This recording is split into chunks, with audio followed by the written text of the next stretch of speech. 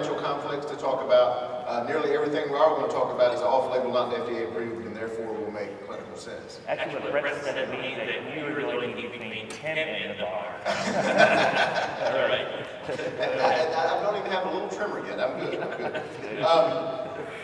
So Dr. Beeson reflected earlier on the White House Medical Unit, and I've got to tell you, the first thing is he actually was standing outside the White House Medical Unit when we were there, but he gave the wrong picture. This is actually the patient as he was talking to her. You can see how much pain that she was in, and the smiling face was actually when I was sitting there with her. So just so you know, pain with Beeson, healed with Myers. Okay.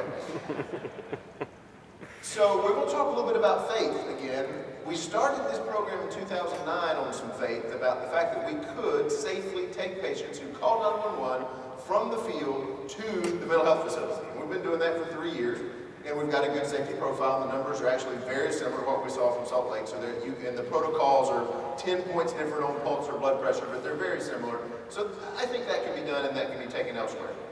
The next thing that's happened, however, is that those facilities have then come to us and said, wait a minute, most of our patients show up not from you, but either by law enforcement or they get themselves to the psych facility or what have you. And then when the intake nurse is going through the protocol, they find the thing and then they refer the patient out. And so that's what we're kind of going to talk about is can we now take what we were doing for the person in their home and apply that in some way to the actual facilities so we can avoid those secondary transfers. We're going to go to that hotspot, if you will.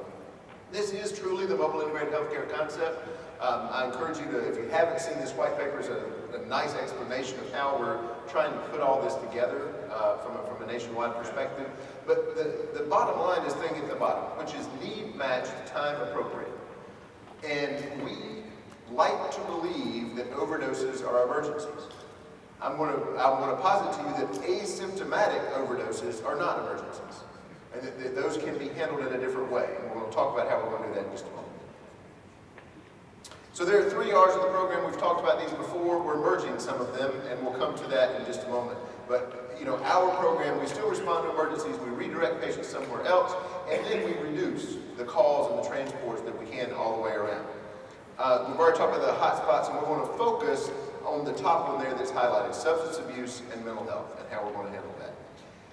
This is a new framework that we're utilizing, and this is how we're explaining this to the state stakeholders, and they have really embraced this concept. So this is just our system, our opinion, but I think it's a nice way to have a place to hang what we are doing in that mobile environment. One of those is we're going to an alternative destination, right, someplace besides the ED. That's one thing. The other thing is an alternative treatment. We are actually treating patients in a different way that may or may not impact their destination. But those can be separated from traditional 911 EMS response. And then finally, there's alternative transport. They don't necessarily, whatever we end up doing, wherever they go, be it the ED or alternative site, they don't necessarily have to go in an ambulance.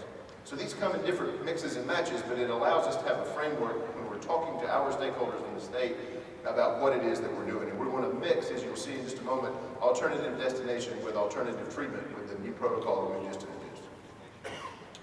So this is what we go through at the beginning, and this is the same at the facility as it is in the street. So we're taking something that we know works in the street, and then we're going to expand on it. So it's the well person check that looks like this. You'll see it's very similar in these vital sign parameters to what you saw from the EXPO program in Salt Lake. And then we have a screening form because folks still won't be able to lay hands on a form. This is one of the very few pieces of paper that we have left. And we've seen these before, so I'm not going to dwell on them, but just the emphasis is we're going to do this the same at the psychiatric facility as we do on the street corner. So these are the things that are on that checklist, just bolted up where you can read them a little bit better. The only new skill that the advanced practice paramedics in our system have is the ability to use a breathalyzer. That's the only thing we added. So everything else is decisional, but that is a new skill, so they can't get that. But the rest of this, obviously, is well within the paramedic scope of practice.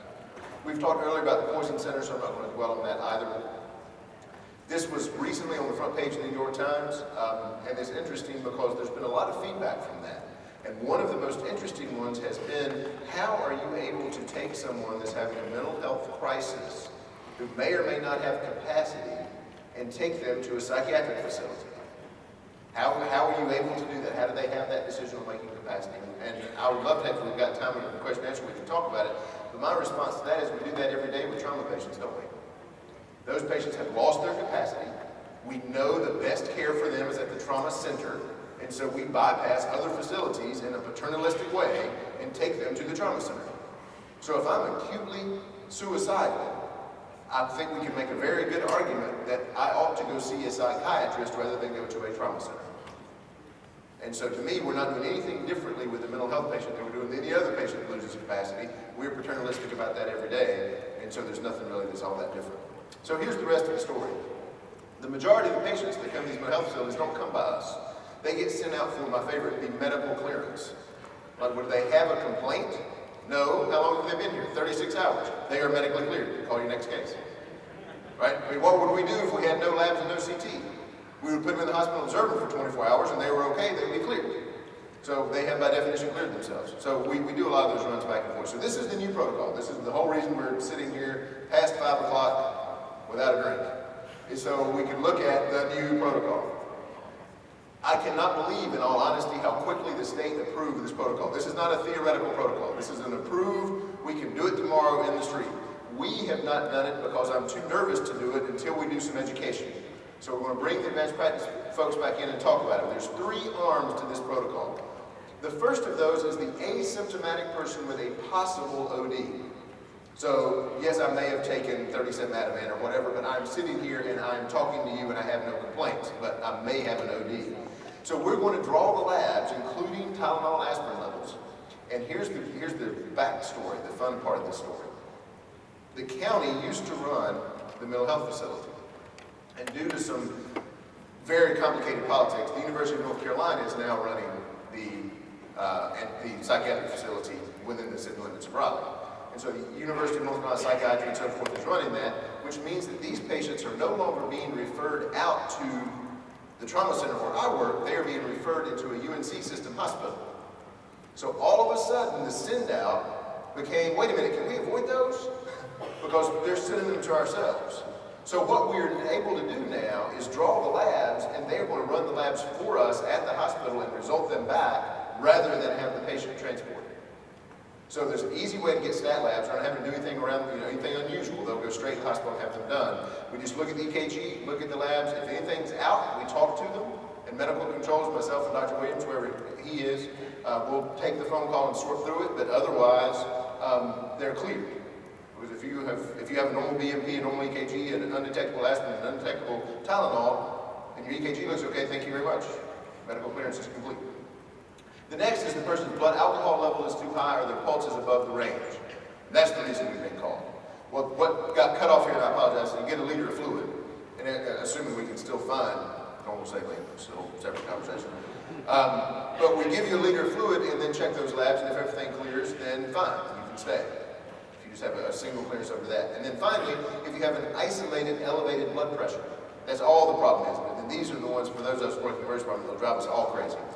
Right? They come across because their blood pressure is 200 over 140 and they have 0 symptoms of any kind. What exactly would you have to do about that? And so we just check a chemistry, and if that's okay, they can stay.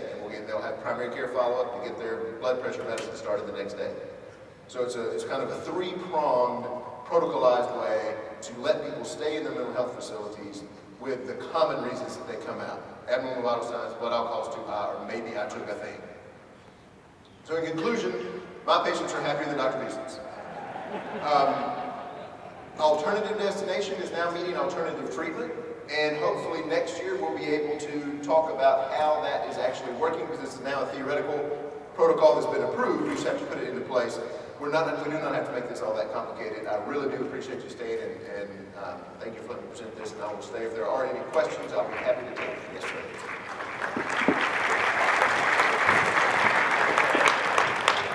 Do you have any questions for him? Do you have one? Right. So the question is, who's watching the patient after we draw the labs? Well, these patients are in psychiatric facilities, either under voluntary or involuntary commitment. So they are not unobserved in the gap. Right? So that, yeah. And we have an APP that's actually stationed near there that can run across if need be. But yeah, we're leaving them. They're probably better observed there than they are in a lot of other places. Yes, sir.